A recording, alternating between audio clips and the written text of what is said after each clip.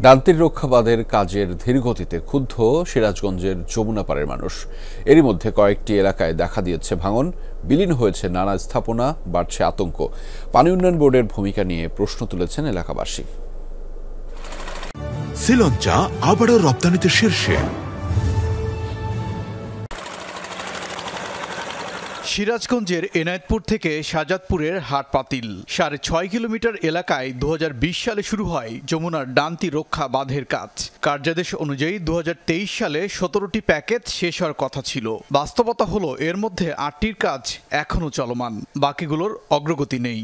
সরকারের যারা পৃষ্ঠপোষকতায় যারা এই নদীকে শাসন করার জন্য কাজ করার জন্য এসেছে, তারা শুধু নামে মাত্র কাজের কথা বলেছে। বিগত স্বৈরাচারিণীর তত্ত্বাবধানে যে কাজটা ছিল সে কাজ আদৌ আমরা কোনো দৃশ্যমান কোনো কাজ দেখতে পারিনি। এই চোরদের কারণেই এই আজ আমাদের কাজ কোনো হচ্ছে না, এখানে কোনো সংস্কার হচ্ছে না। এরা আসে বলতেছে কাজ হবে, আজ হবে, কাল হবে।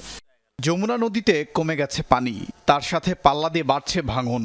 এরই মধ্যে জালালপুর সহ আশপাশের এলাকায় বিলীন হয়েছে বেশ কিছু ঘরবাড়ি, গাছপালা সহ ফসলের ক্ষেত। আতঙ্কে নদীপাড়ের মানুষ।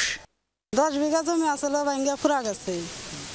আঙ্গরে এটুকু জায়গা আমরা করছিলাম, তাও ভাঙ্গা ফুরা গেছে। এটুকি আমাদের কে না ছিল, তাহলে এটুকি এখন যাইতেছে। কিন্তু ভাঙ্গা দিলে ধরেন আমরা রক্ষা পাইলাম, আমরা থাকা পাইলেন। পাগরতলা সব কিছু বিলীন হয়ে গেছে একমাত্র আপনার হচ্ছে পানি উন্নয়ন বোর্ডের এই গাফলাতির কারণে। অবশ্যই যথাযথভাবে হয়নি বলেই এখানে আজকে ৫-৬টি গ্রাম বন্যায় ভেঙে গেছে এবং ভেসে গেছে।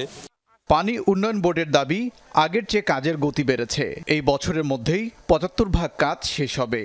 আমরা এই বছর তো এটা ব্লক দিয়ে প্লেসিং করতে পারবো না, কিন্তু ব্লক ডাম্পিং প্লেসিং এগুলো করতে পারবো, কারণ আমরা ঠিকাদার নিয়োগ করবো। জানুয়ারি মাসে ঠিকাদার আসে। এই বছর আমরা ওই প্রজেক্টের প্রোগ্রেস আমার 75% ক্লোজ করার চিন্তা ভাবনা আছে। আমরা সেই লক্ষ্যে আমরা কাজ করতেছি।